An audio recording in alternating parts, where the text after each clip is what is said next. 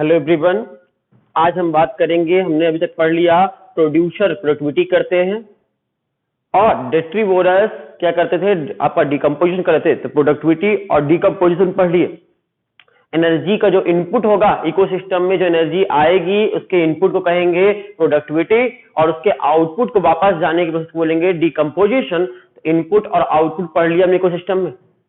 और input output के बीच में एनर्जी एक ऑर्गेनिज्म से दूसरे ऑर्गेनिज्म में फ्लो करती है, एक ऑर्गेनिज्म से ऑर्गेनिज्म जाती है और इसी को कहते हैं आपका एनर्जी फ्लो। आज की क्लास में डिस्कस करने वाले हैं एनर्जी फ्लो के बारे में।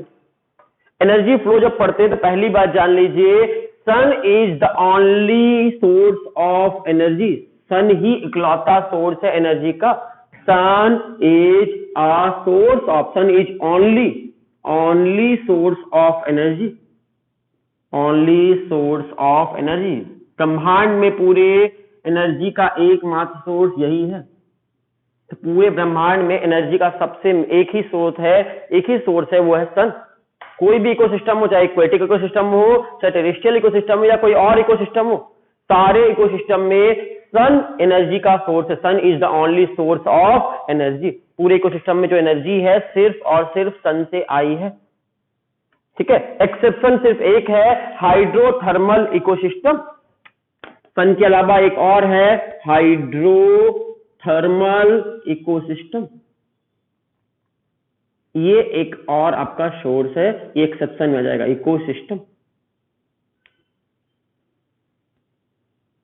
तो याद रखिएगा, आपके पूरे ब्रह्मांड में एनर्जी का सबसे मेन सोर्स, इकलौता सोर्स सन है। सन के अलावा एक और सोर्स भी है, उसका नाम है हाइड्रोथर्मल इकोसिस्टम। हाइड्रोथर्मल किसे कहते हैं? समुद्र की गहराई में, डीप सी में, जहां पर वोल्केनो वगैरह फटता है, वहां पर हर आपको हाइड्रोथर्मल एनर्जी का एक सोर्स और भी है। समुद्र की बहुत गहराई में जहां पर सन की लाइट नहीं पहुंच पाती है, वहां पे हाइड्रोथर्मल एनर्जी से काम चलता है। वरना पूरे ब्रह्मांड में, सारे इकोसिस्टम में एनर्जी का एक ही सोर्स है, वो है सन। चलेगा? अब बात करते हैं, जब इकलौता सोर्स हमको मालूम चला कि सन ही एकमात्र सोर्स है, एक्सेप्शन है हाइड्रोथर्मल इकोसिस्टम, ये भी है। तो सन ओनली सोर्स एनर्जी का। तो ब्रह्मांड में एनर्जी कहां से आई होगी? अर्थ में कहां से आई होगी? सन से एनर्जी आती है। और धरती पर सन से जो एनर्जी आती है, देखो सन है, सन से लाइट निकली, रेडिएशन के फॉर्म में एनर्जी निकलती है। तो किस फॉर्म में? लाइट के फॉर्म में एनर्जी निकलती है। और सन की जो एनर्जी धरती तक पहुंचती है, ये सन की एनर्जी आ रही है धरती तक, आ रही है। तो सन की एनर्जी जो धरती तक पहुंचती है, अर्थ तक पहुंचती है, उस एनर्जी को कहते हैं, उस लाइट को कहते हैं इंसिडेंट लाइट। कौन सी लाइट कहते हैं? इंसिडेंट सोलर रेडिएशन कहते हैं। धरती पर देखना, सन की एनर्जी सारे ब्रह्मांड में सन है, ब्रह्मांड में सन है, तो वहां पर अर्थ में भी आती होगी, दूसरे प्लेनेट में भी आती होगी। तो बहुत सारी जगह सन की एनर्जी गैलेक्सी में जा रही है, पूरे गैलेक्सी में और भी प्लेनेट में जा रही है। जितनी एनर्जी अर्थ पर पहुंचती है उसको बोलते हैं इंसिडेंट रेडिएशन। इंसिडेंट रेडिएशन के नाम जानते हैं,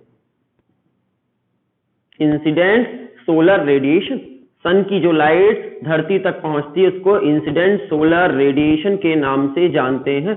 इंसिडेंट लाइट या इंसिडेंट सोलर रेडिएशन आपसे कोई पूछे तो आंसर क्या होगा? वो लाइट जो धरती तक पहुंचती है, सन की लाइट जो धरती तक पहुंचती है, उस लाइट को कहते हैं हम इंसिडेंट लाइट।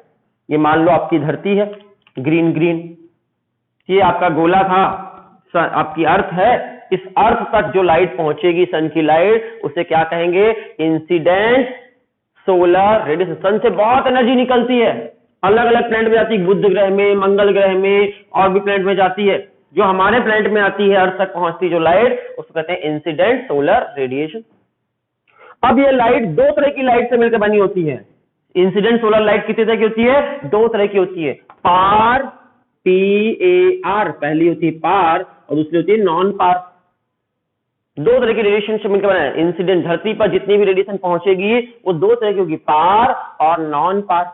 पार का full form photosynthetically active radiation. PAR का फुल फॉर्म क्या हो गया? फोटोसिंथेटिकली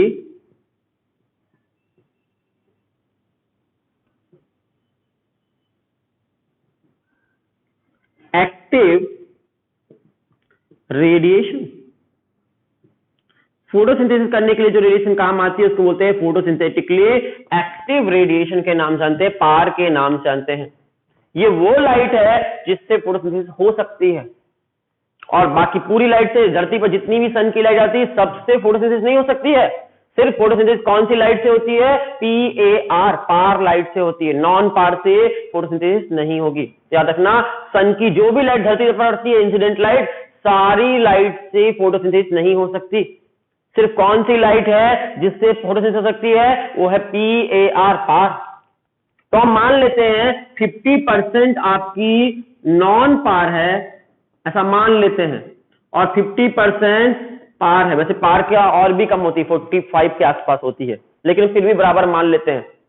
तो आपकी पार और नॉन पार दो तरह की होगी। नॉन पार रेडिएशन 50% और पार रेडिएशन 50%। धरती पर जितनी भी लाइट आ रही है उसमें से आधी लाइट पार है, आधी लाइट नॉन पार है। पार का मतलब फोटोसिंथेटिकली एक्टिव रेडिएशन, जिससे फोटोसिंथेसिस हो सकती है, और जिससे फोटोसिंथेसिस नहीं होगी उसको बोलेंगे नॉन पार। चलेगा?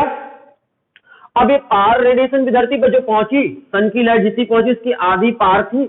वो भी पार जब पहुंचा धरती पर, तो क्या पार सारा का सारा प्लेन के ऊपर ही पड़ जाएगा? प्लेन सारा पार रेडिएशन को कैप्चर कर लेगा जितनी भी आएगी धरती पर? नहीं कर पाएगा। तो कहीं स्कूल होगा, कहीं कॉलेज होगा, कहीं कुछ होगा। तो पार रेडिएशन का ग्रीन प्लांट कितने % पार्ट सिर्फ एब्जॉर्ब कर पाते हैं?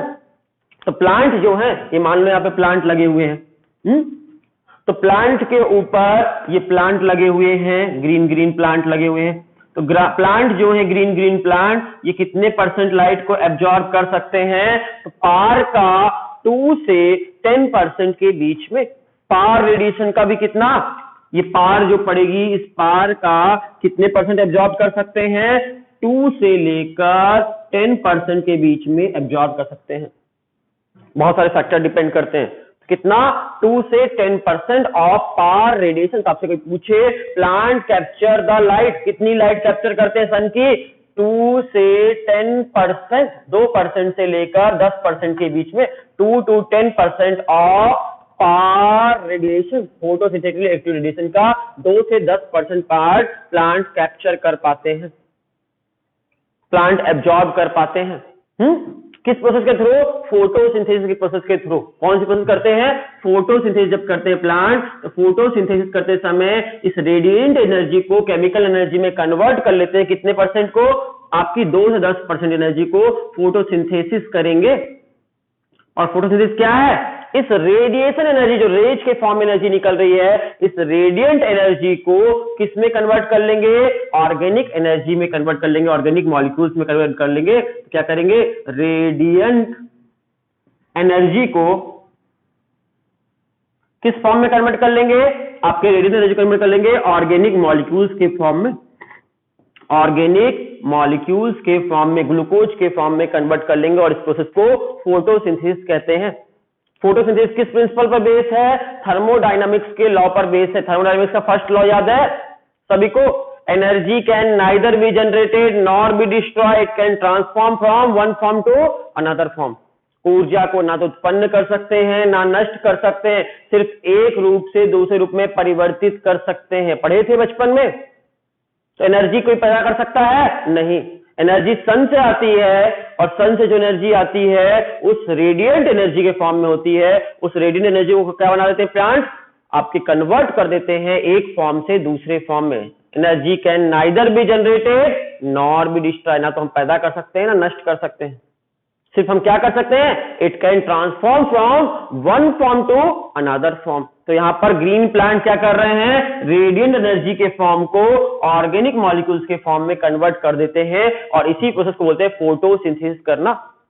एक फॉर्म से एनर्जी को दूसरे फॉर्म में कन्वर्ट करना। रेज के फॉर्म में जो लाइट के फॉर्म में एनर्जी थी, उस लाइट एनर्जी को केमिकल के फॉर्म में कन्वर्ट कर लिया गया। लाइट एनर्जी का केमिकल एनर्जी में कन्वर्जन कह सकते हो। लाइट एनर्जी थी पहले, और वो लाइट एनर्जी क्या बन गई? केमिकल एनर्जी में कन्वर्ट हो गई। तो लाइट एनर्जी का केमिकल एनर्जी में कन्वर्जन को, केमिकल एनर्जी एनर्जी में कन्वर्जन को ही कहते हैं फोटोसिंथेसिस। तो लाइट एनर्जी से केमिकल एनर्जी बनने की प्रोसेस को बोलते हैं फोटोसिंथेसिस होना। और फोटोसिंथेसिस में कितने % रेडिएशन एब्जॉर्ब कर पाता है? पार का 2 से 10%, और पार कितना है? टोटल लाइट का 50% पार है, टोटल लाइट का 50% नॉन पार है। तो सोचो, आपसे क्वेश्चन घुमाकर पूछ ले, एनसीईआरटी में इतना तो दिया हुआ है, एक लाइन एनसीईआरटी में नहीं दी, वो हम पूछ लें आपसे कि प्लांट कितने % लाइट एब्जॉर्ब कर पाते हैं, कैप्चर कर पाते हैं इंसिडेंट लाइट का। पार का तो आपकी बुक ने लिख दिया है साफ साफ कि पार का 2 से 10%। अपना IQ लगाओ और आंसर दो, इंसिडेंट लाइट का कितना %? इंसिडेंट लाइट और पार लाइट में डिफरेंस क्या है? 50-50% दोनों है। तो इंसिडेंट लाइट पूरी कहलाएगी, तो इंसिडेंट लाइट जितनी होगी उसका परसेंटेज निकालोगे 1 से 5% ऑफ इंसिडेंट लाइट। आपसे कोई पूछे इंसिडेंट लाइट का कितने % कैप्चर कर पाते हैं, तो आंसर होगा 1 से 5%। और पार का पूछे 2 से 10%। इतना प्लांट एब्जॉर्ब कर पाते हैं। समझ में आया ऐसा क्यों कर पाए? आपके एनसीईआरटी में तो दिया हुआ था, ये नहीं दिया हुआ, कैलकुलेट करके निकाल लिया, क्योंकि 50% पार है, 50% नॉन पार है, उसका 50% कर दो, 2 का 1 हो जाएगा, 10 का 5 हो जाएगा। तो 1 से 5% लाइट को प्लांट एब्जॉर्ब कर पाते हैं। टोटल लाइट जितनी धरती पर लाइट आती है, ध्यान समझना, धरती पर सन से जितनी भी लाइट आती है उसका प्लांट सिर्फ कितना ले पाते हैं? 1% से 5% के बीच में इंसिडेंट लाइट का, और पार का 2 से लेकर 10% के बीच में। और आगे चलते हैं, अगर इतना समझ में आ गया है तो अब बात करते हैं कि एनर्जी जो है वो हम पैदा नहीं कर सकते। थर्मोडायनामिक्स का क्या बोले? Energy can neither be generated nor be destroyed. Energy को पैदा नहीं कर सकते। किसी भी इकोसिस्टम में एनर्जी कहां से आएगी? एक फॉर्म से दूसरे फॉर्म में कन्वर्ट हो सकती है। तो एनर्जी जो भी है किसी भी इकोसिस्टम में एक ऑर्गेनिज से दूसरे ऑर्गेनिज में जाएगी। तो इकोसिस्टम में आई कैसे? इकोसिस्टम में जो लाएंगे सन की एनर्जी को, जो केमिकल एनर्जी में कन्वर्ट करेंगे, उन्हें हम कहेंगे प्रोड्यूसर के नाम से जानेंगे। प्रोड्यूस कर रहे हैं इसलिए इन्हें प्रोड्यूसर कहते हैं। सन की लाइट को, जो रेडिएशन से एनर्जी को, सन की लाइट को केमिकल एनर्जी में कन्वर्ट कर दे फोटोसिंथेसिस करके, फोटोसिंथेसिस करने वाला ऑर्गेनिज को कहेंगे प्रोड्यूसर। तो इन्हें प्रोड्यूसर के नाम से भी जानते हैं। प्रोड्यूसर हमेशा और हमेशा ऑटोट्रॉपिक नेचर के होते हैं, खुद अपना खाना बनाते हैं। तो प्रोड्यूसर होंगे। प्रोड्यूसर से क्या होगी? प्रोड्यूसर कुछ देर के बाद इनसे एनर्जी, आप याद रखना, एनर्जी कोई संभाल कर नहीं रख सकता जिंदगी भर। ठीक है, क्या बोलता है लाइन ऑफ एनसीईआरटी कहता है? No energy that is trap into the organism remain it for ever. कभी कोई भी एनर्जी फॉर एवर नहीं रख सकता अपने पास कि हम, मेरे पास एनर्जी और हम अपने पास संभाल के जिंदगी भर रख ले, हमेशा के लिए रख ले। फॉर एवर कोई नहीं रख सकता। या तो वो अपनी एनर्जी किसी को ट्रांसफर कर देगा, किसी और को दे देगा, या फिर उसकी डेथ हो जाएगी तो उसकी बॉडी से एनर्जी रिलीज हो जाएगी। अमर कोई नहीं है यहाँ पर, नो वन इज इमोर्टल। तो एनर्जी उसकी ट्रांसफर होना कंफर्म है, एक ऑर्गेनिज से दूसरे एनर्जी में एनर्जी ट्रांसफर होगी। तो जो एनर्जी ट्रैप करके रखा है इसने प्रोड्यूसर ने, उसकी प्रोड्यूसर की एनर्जी किसको पास हो जाएगी? कंज्यूमर को पास हो जाएगी, दूसरे ऑर्गेनिज को पास हो जाएगी, इसके पास चली जाएगी, इसको कहेंगे कंज्यूमर के नाम से जानेंगे। तो प्रोड्यूसर से एनर्जी किस में जाएगी? कंज्यूमर में जाएगी। कंज्यूमर में जाएगी। कंज्यूमर क्या होते हैं? कंज्यूमर कंज्यूम करते हैं, इसको खाएंगे, इसलिए क्या कहलाएंगे? प्लांट्स को खाएंगे, इसलिए हर्बीवोरस कहलाएंगे। हर्बीवोरस कह सकते हो, इन्हें हम हर्बीवोरस कह सकते हैं। हर्ब को खाते हैं, प्लांट को खाते हैं, इसलिए हर्बीवोरस के नाम से जानते हैं। तो आपके कंज्यूमर क्या होते हैं? हर्बीवोरस होते हैं। ठीक है, इतनी बात समझ में आई। अब ये पहला कंज्यूमर है कि दूसरा कंज्यूमर है? तो प्राइमरी कंज्यूमर कहलाएगा। इसको हर्बीवोरस कहो या फिर इसी को कह सकते हो आप प्राइमरी कंज्यूमर। प्राइमरी कंज्यूमर पहला कंज्यूमर है, ये पहली बार खाने वाले, इनको कहेंगे प्राइमरी कंज्यूमर के नाम से जानेंगे। और प्राइमरी कंज्यूमर बोलो या इसको हर्बीवोरस बोलो, दोनों सेम है। तो प्राइमरी कंज्यूमर हमेशा हर्बीवोरस होता है। प्रोड्यूसर हमेशा ऑटोट्रॉपिक होता है। देखिएगा, प्रोड्यूसर हमेशा कैसा होता है? ऑटोट्रॉपिक नेचर का होता है, अपना खाना खुद बनाता है फोटोसिंथेसिस करके। और प्राइमरी कंज्यूमर हमेशा हर्बीवोरस होता है, हर्ब को खाता है। और आगे चले, अब प्राइमरी कंज्यूमर को जो खाएगा वो सेकेंडरी कंज्यूमर कहलाएगा। तो ये क्या हो गया अगला? Secondary consumer. सेकेंडरी, हर को खा रहा है, आपके हर्बीवोरस ऑर्गेनिज को खा जाएगा, इस एनिमल को खा रहा है, इसलिए कार्निवोरस कहलाएगा। तो प्राइमरी कार्निवोरस, कार्निवोरस कहलाएगा। प्राइमरी कार्निवोरस, पहली बार नॉनवेज खाया है, प्राइमरी कार्निवोरस कहलाएगा। और ये सेकेंड कंज्यूमर में कौन सा नंबर आ गया इसका? Secondary consumer. कंज्यूमर में सेकंड हो गया, कार्निवोरस में पहला है, नॉनवेज खाने वाला पहला हुआ। और कंज्यूमर के दृष्टिकोण से देखें तो पहला कंज्यूमर ये था, सेकेंडरी कंज्यूमर। सेकेंडरी कंज्यूमर या प्राइमरी कार्निवोरस एक ही है। प्राइमरी कार्निवोरस और हर्बीवोरस एक ही है। समझ में आ रही बात? प्रोड्यूसर जो प्रोड्यूस करे, जो इनको खाएं, हर्ब को खाएं हर्बीवोरस, और जो नॉनवेज खाएं, इनको मारकर खा जाए, उनको कार्निवोरस। और जो इसको भी मारकर खा जाए उसको बोलेंगे टॉप कंज्यूमर, या टॉप कार्निवोरस।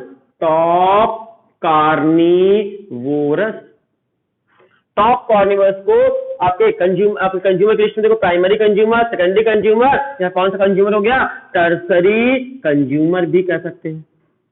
टर्सरी कंज्यूमर या टॉप कंज्यूमर के नाम से जानते हैं। टर्सरी कंज्यूमर आपको अच्छा लगे टर्सरी कंज्यूमर लिखिए, टॉप कंज्यूमर लिखना टॉप कंज्यूमर लिखिए। कार्निवोरस में टॉप कार्निवोरस या सेकेंडरी कार्निवोरस कहलाएगा। इस तरह देख सकते हैं आपकी एक चैन रेडी हो गई। और इस तरह अलग अलग लेवल हो गया, 1 2 3 4।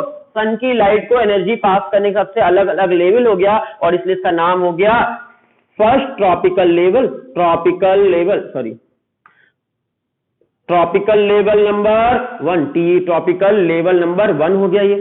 इसे कहेंगे second tropical level, tropical level number 2, tropical level number 3, tropical level number 4। Tropical level समझ में आया? 1 2 3 4 कुछ भी हो सकता है। तो ट्रॉपिक लेवल समझ में आया आपको? आपसे याद रखिएगा, ट्रॉपिक लेवल 1 में हमेशा प्रोड्यूसर आते हैं, हमेशा ऑटोट्रॉपिक नेचर के होते हैं। और ये सब 2 3 4 कैसे नेचर के होते हैं? ये सारे के सारे हेटेरोट्रॉपिक नेचर के हैं। तो ये सारे के सारे क्या होंगे? हेटेरोट्रॉपिक नेचर के होंगे। हेटेरोट्रॉपिक नेचर के होंगे, चाहे वो 2 हो, चाहे 3 हो, चाहे 4 हो। सिर्फ ऑटोट्रॉपिक इकलौता एक ही है, producer, trophic level 1। Trophic level 2 में जो होगा वो हमेशा हर्बीवोरस होगा, पेड़ को खाने वाला होगा, वेजिटेरियन होगा। जैसे गाय, भैंस, बकरी, इन सब की बात करें तो ये सभी क्या हैं? आपके हर्बीवोरस ऑर्गेनिज का नाम ले तो बहुत सारे इंसेक्ट आते हैं जो पेड़ों को खाते हैं, पक्षी, बहुत सारे बर्ड्स हैं जो पेड़ों को खाते हैं, मैमल्स, बहुत सारे मैमल्स आ जाएंगे, जैसे कि गाय, भैंस, बकरी, ये सब क्या खाती? पेड़ों को खाती हैं, इसलिए हर्बीवोरस कहलाते हैं। खरगोश। एक्वेटिक इकोसिस्टम की बात करेंगे तो बहुत सारे मोलस्का यहाँ पे आएंगे, मोलस्का ग्रुप के ऑर्गेनिज यहाँ पर आएंगे जो हर्ब को खाते हैं। और ये कंज्यूमर है कि नहीं है? हाँ है, पहला कंज्यूमर, इसलिए प्राइमरी कंज्यूमर कहेंगे। अब हर्बीवोरस को कोई ना कोई खा जाएगा, कोई गाय, भैंस, बकरी वगैरह को खा जाएगा। मान ले हिरण को खा जाएगा, हाँ खा जाएगा। हिरण को कौन खा गया? मान लेते हैं हिरण को खा गई फॉक्स। फॉक्स खा लिया, फॉक्स क्या हो गया? पहली बार नॉनवेज खा रहा है। हर्बीवोरस एनिमल को खाते हैं, ये एनिमल को खाने की वजह से इन्हें कार्निवोरस कहते हैं, नॉनवेज खाने वाले कार्निवोरस। अब पहली बार नॉनवेज खाया इसने तो प्राइमरी कार्निवोरस कहलाएगा। और फॉक्स को लायन खा सकता है कि नहीं खा सकता? खा सकता। तो लायन क्या हो गया? टॉप कार्निवोरस है। बोला हम प्योर नॉन वेजिटेरियन है, टॉप कार्निवोरस है। उसे टॉप कंज्यूमर भी कह सकते हो। इस तरह ट्रॉपिक लेवल 1 2 3 4 ऐसे नाम रख सकते हो, जितने भी चाहो, 5 6 भी हो सकते हैं। बहुत बड़ी नहीं होंगी लेकिन ये होगी। और एक चैन बन गई है एक दूसरे को खाने के लिए, इसको खा रहा, ये इसको खा रहा, ये इसको खा रहा, इसको खा रहा, एक चैन बन गई है। इसे फूड चैन कहेंगे। एक दूसरे को खाने के लिए एक चैन बनी, उसे बोलेंगे फूड चैन के नाम से जानेंगे। एग्जाम्पल ले लो, कोई भी एग्जाम्पल रख लो आप सामने में। सपोज अगर हम बात करते हैं आपका, तो एक्वेटिक इकोसिस्टम की बात करेंगे तो यहाँ पे कौन आएंगे? प्रोड्यूसर में कौन आएंगे? फाइटोप्लैंक्टन आएंगे। यहाँ पर एग्जाम्पल में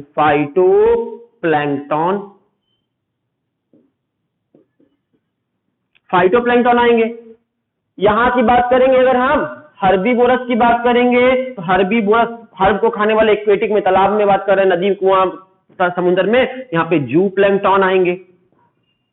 जू प्लैंकटन किसको खाते हैं? फाइटोप्लैंकटन को खा जाते हैं। यहाँ पे जू प्लैंकटन आ जाएंगे इसके एग्जाम्पल में।